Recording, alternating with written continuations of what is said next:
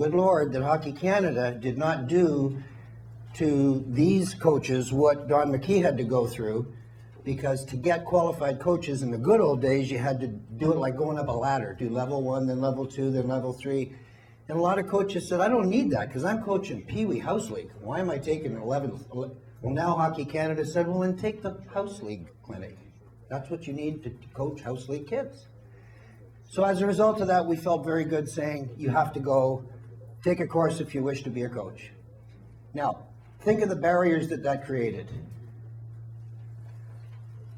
It was a money. People were saying to us, it's a money grab by the OMHA. People were saying to us, you need to give us more warning. You can't just spring this. So we went through some tough times, but we finally got there about 12 years ago. And the reasons for wanting all that was, as has been pointed out by many speakers, the game is changing. And when I took my levels 2, 3, 4, etc., I couldn't go out and at any time during my coaching career use a lot of that stuff at varying levels. If you were teaching novice or juvenile, you went to the same clinic. Well, they said, wait a minute, times are changing, let's change that. Speak Out came out. God bless Hockey Canada and the Red Cross for bringing to our attention some issues that needed to be addressed. And we felt as a group, you cannot give a coach a certification program and say that's it for life. You never have to learn again. So we, 8 years ago, said to the coaches, if you're taking a clinic, you must come back every 3 years and get recertified. Again, we took some body blows. We brought out other associations, other professions that use recertification. We looked at our trainers program, our referees program that has supervision in it, that the coaches program didn't, and said, they're taking the rules and changing them, and you're still coaching like you did when you were coaching Stevenson back in the 60s. Like, we have to recertify. It wasn't easy, but we got there. And in your hands here is the one of the tools that we're using to try to keep our coaches current. It's a 3-year booklet. If a coach decides never to coach and never to go to any clinics or anything, they must go back to a 4-hour clinic and go through this book with an instructor. As Don pointed out, the difference between the sage on stage doing speeches and telling you, the book is meant so that the coaches leave with their ideas shared with other coaches in the room, and it's a hands-on clinic for the 4 hours. It's held in the evening. The associations keep the costs down. There's no meals. And to me, it's a work in progress, definitely, but it's heading in the right direction. For instance, if you look at the goaltender section,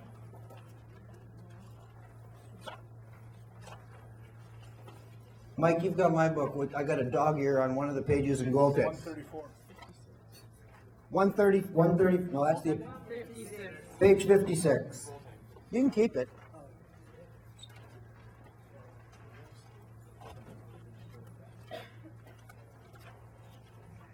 There's a PowerPoint presentation there copied about all the concepts, theories, discussions, etc. When we're doing the clinic, the coaches would spend the majority of their time on page 77, which is the walk your talk kind of attitude. All right, you've listened to all this theory. You've got a goalie on your team that can't go to his left, can't stop shots low, whatever. You've looked at the videos that we've provided now. You sit down with your group of coaches and share expert drills, expert ideas, techniques, tricks that you would use your goalie with your goalie on Tuesday morning when you have to go to practice. So hopefully when they leave the refresher, yes, they get a rules emphasis. Yes, we talk about harassment and abuse issues that are cropping up. We do a rules emphasis every refresher. But generally speaking, we say to the coaches, these topics came from you because you said you've been coaching for over 3 years. Sit down with other coaches who are struggling with similar issues and come up with solutions to make the lives of the boys and girls better at whatever level you're coaching, rather than listen to me give you theory.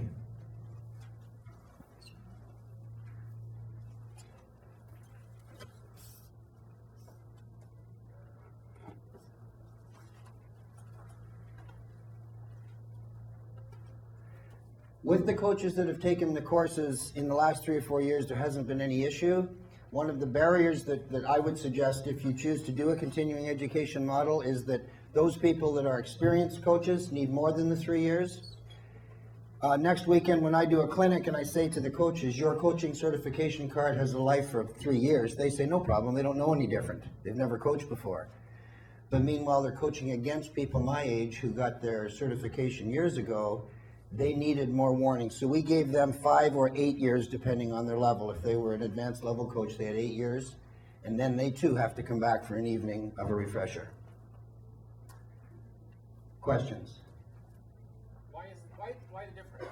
Just because even the advanced coaches still need the refresher in the new rules and stuff. That's correct. So why the disparity in the 3 to the 8 years? You want the truth or you want it dressed up?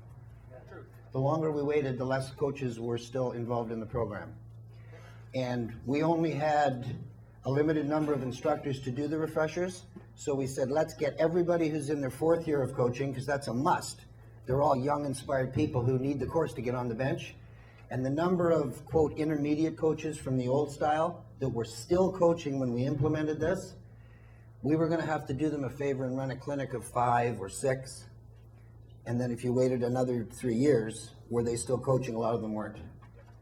So they were more than welcome to come to the other clinics, but they weren't forced to. Now it's a requirement.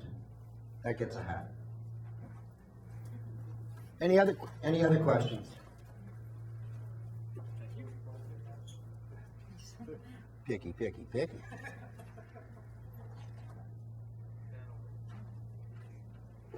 In keeping with another suggestion that I saw on, I think one of the tables talked about, I think it was Paul talking about the opportunities in technology today. It is our dream and our hope that all of this refresher recertification will happen online, and it'll be interactive, and it will be evaluated by someone at the office, etc. We're still a ways away from that, and I'm not the one to talk about the technical difficulties they're having at the office. I just want them to hurry up and do it.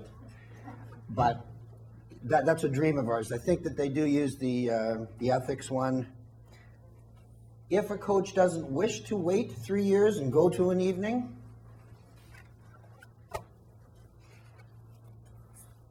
on page 6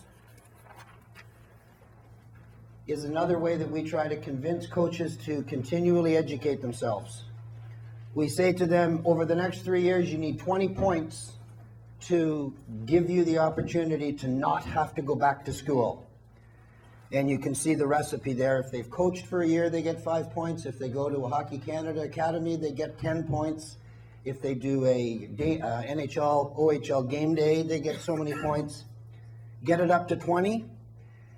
Submit that on a passport that looks very much like the community hours that the secondary school kids have to do. Somebody has to sign off on it. Accountants, nurses, other professions do this. You sign off on it, you send it in, we send you back your card for another 3 years.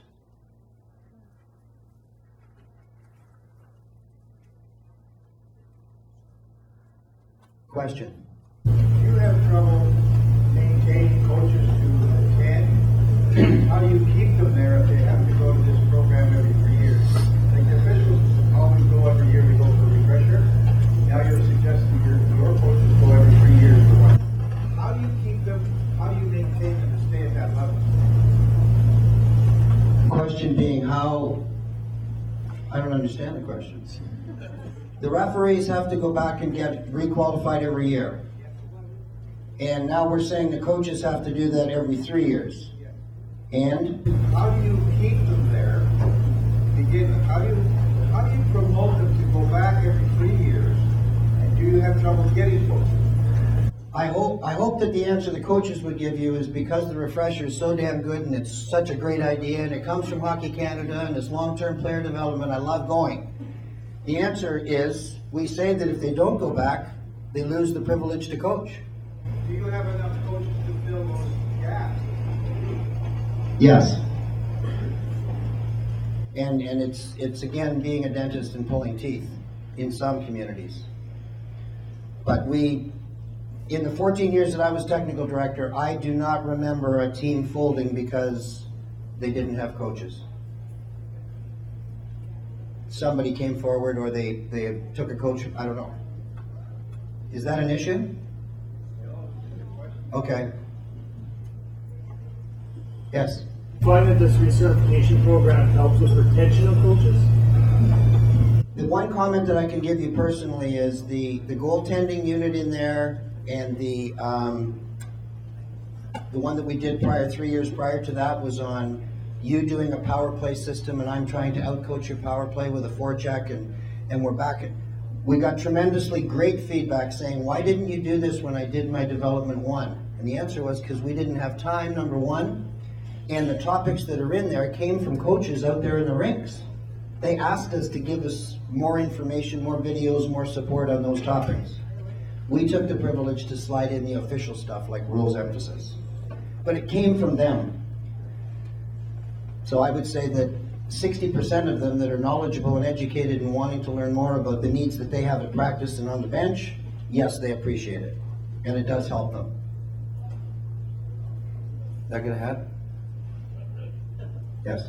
Do you find there's a large discrepancy between coaches taking the route of continuing education or skipping all this and just doing the 1 to 4 hours of certification every 3 years? The question was, are most of the coaches just sitting on their hands and waiting 3 years going back to school, or are they taking advantage of continuing ed? We've noticed a huge shift in the last 6 years. The first 3 years, I don't know the numbers, but I guess 90% of the coaches did very little. And 15 or 20% did way more than 20 points. They were inspired, wonderfully motivated coaches. Now I'm seeing more of them and less of the people who want to go back to the school lecture hall on Thursday night. So there's a trend. Just for information purposes, maybe you can explain exactly how many coaches the OMHA does have. Yeah, a lot of people in the room know exactly how big you are, how many coaches you would have to bring in to take this refresher. I don't know the actual number of coaches in the OMHA off the top of my head. I know that we have, I think 118 instructors that are busy every weekend between 3 weeks from now and Halloween. And I'd be making up the number of how many coaches are actually coaching the OMHA. I can't remember, but it's tens of thousands.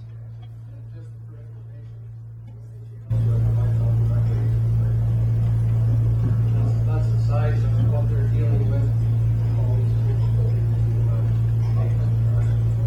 For sure. Thank you. No, you've got a red t-shirt on, you don't get a hat. If I may, one of the joys of working within the OMHA is because we have all the problems that any individual branch has. I worked in a community that had a high school of 400. And with those 400 kids, 200 male, and 200 of them, and of those 200 male, they're trying to do a midget and a high school team at the same time. If you don't cooperate, you don't have either team. Meanwhile, we've also in our association got children playing high school hockey and 70 or 80 games in that league down in some very, very heavily populated areas, such as Kitchener, Waterloo, those kinds of areas. So we've got it all.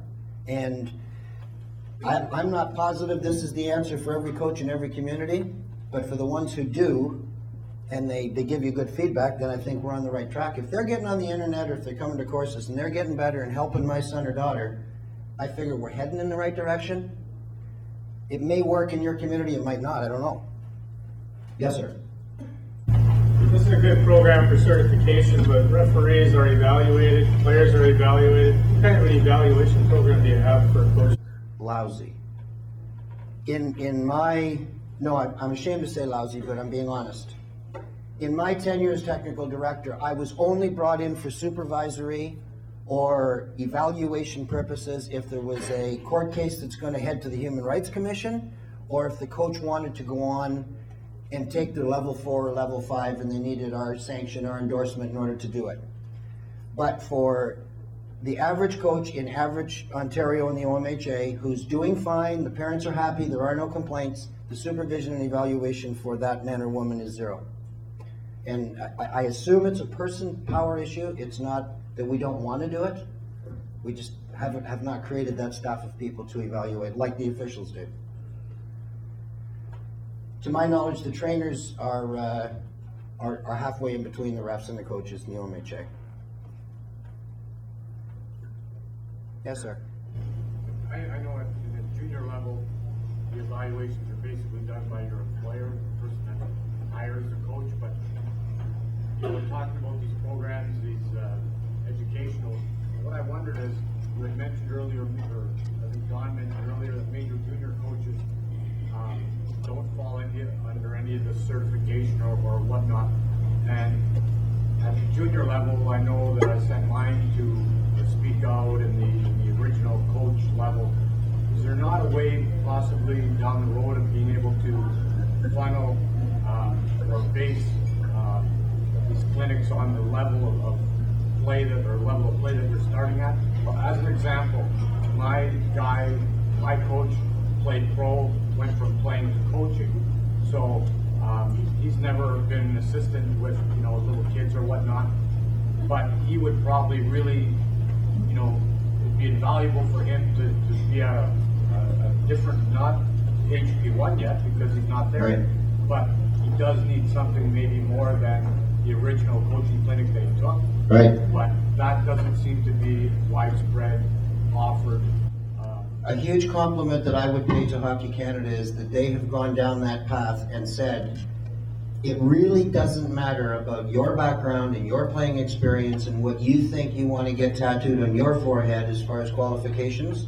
What matters is, what does the boy or girl that you're coaching need? After we figure that out, you as the coach go to the clinic that deals with the needs of that level of player. So they do have that in existence right now. There's the initiation program, the entry-level coach, the rec coach, the house league coach, the high performance coach. They're all going to different clinics. So that does exist right now. So, my question is, maybe I'm misspeaking my question.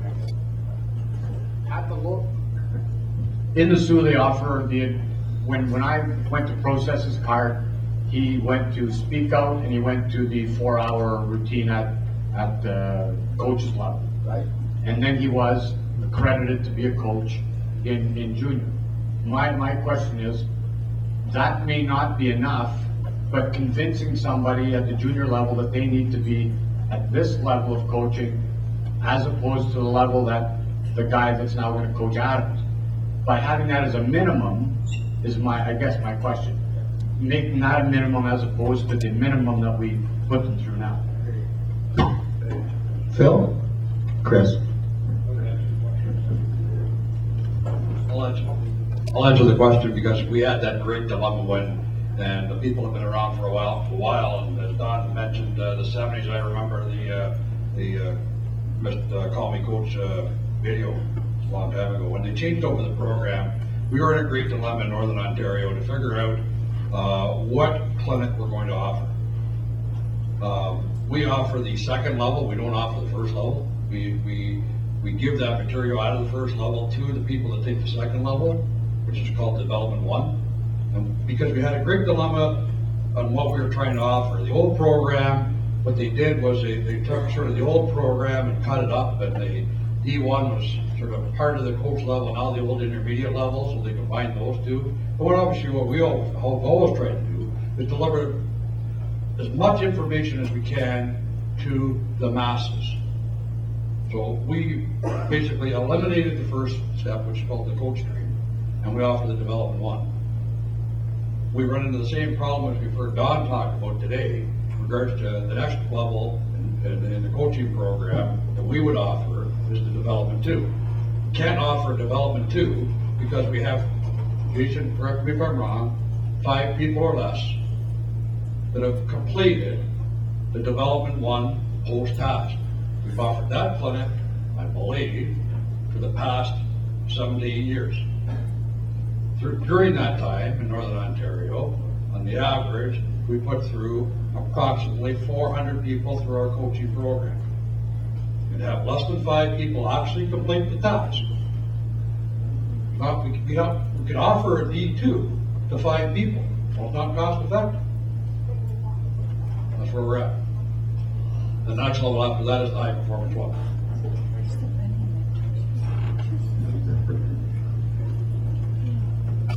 Yes, sir.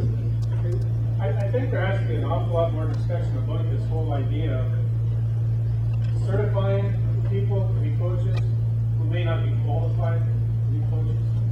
And the evaluation and the mentorship and the training, where we're having so much trouble getting volunteers, we're almost afraid to make it difficult for the coaches who are volunteering and going through the certification program. The education is wonderful. I've been in education too. The program is great. But I think we have a real debate and a real transition now to make sure that people who are actually behind the bench belong behind the bench. And if they don't belong behind the bench, it doesn't matter if they've got all the certification in the world. They should not be there. But how do we clean that up? That's a real dilemma for us going forward. Couldn't agree more. And right now, that challenge is left with the people who hire and fire the coaches, which is the local association. And that's the kind of action that I think that this summit is hoping to inspire, is that through the head office, we're going to have more supervision and evaluation. Through the support of the president, we're going to have a coach mentor in every association, and I could dream for a long time about making sure that every coach had a mentor. So I think we're heading that way, but right now that responsibility relies on the Minor Hockey Association about cleaning up the coach that shouldn't be there. You got it.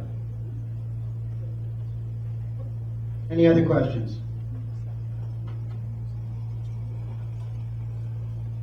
Great questions, thanks for the input.